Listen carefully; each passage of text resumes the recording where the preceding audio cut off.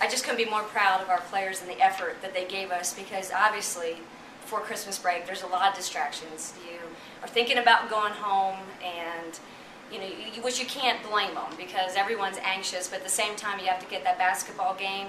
You have to do what you need to do and focus. And Illinois just came out, and the first half was exciting, and it was, boxing match. You went back and forth, and we talked about some adjustments at halftime, and I told them there was two things that would win this game: focus and outworking them. As I thought like Illinois in the first half really outworked us, and I just saw our players take it up another level, and we were able to make that run and continued. We always talk winning medias, and we won those first three medias, and I thought that just changed the game. And then at that point, it was really about giving players experience and making sure that everyone had that opportunity to play in such a big game. And I can't say enough about being in front of the MPS kids and what this game means to us, because I told our players, you got little eyes and little ears watching you, and you can be that example for that young kid about dreaming and being out in that court one day or whatever their gifts are, and you can show them what hard work and spirit is about. And I thought all of our players did that. Just one question. At halftime, it's 30-29. You go into halftime, you make some adjustments. You immediately, a 5-0 run, they call a quick timeout. Did that really kind of set the tempo for the second half there? It did. The two things we talked about was transition and execution. It felt like we were shortchanging our execution by not setting good screens, and I thought we weren't running enough.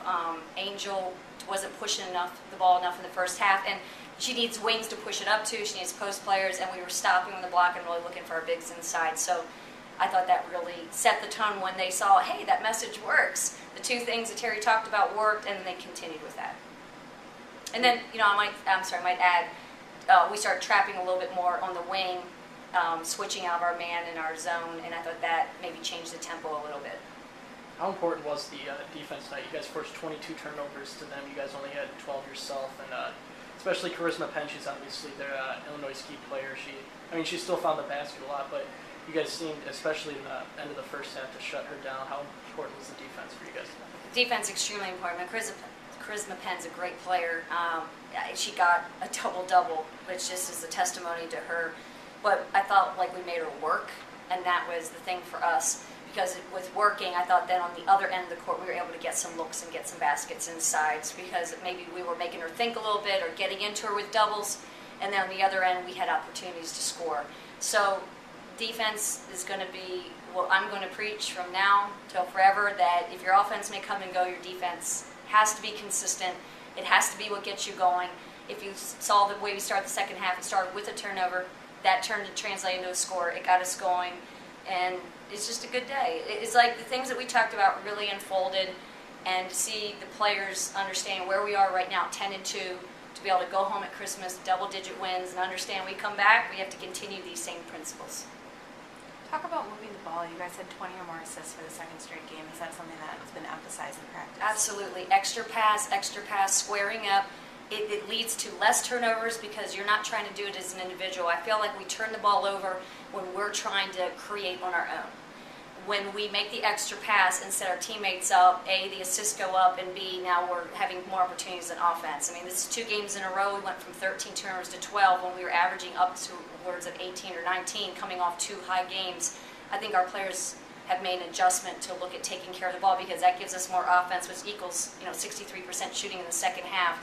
It all works together. Talk a little bit more about the crowd and how much of a lift that gave the team. It's when you walk out and you hear those kids cheering for the players, all of them were inspired. Love this game. Love that we have that with MPS, where we can bring the kids out, get them to support. They sponsor players. We're going to do it again next year. It's just something that means so much to our program, and it just connects us more with the city. We never want to be an island unto ourselves here at Marquette. We know we're in the city, and we want to reach out to the city, and this is a great opportunity for us to do that. So our players giving autographs, talking to the kids, that's what it's about. At the end of the day, we are examples and mentors, and I always want our players to do that. So I was happy that we could do that today, right before Christmas, and just wish everyone a Merry Christmas.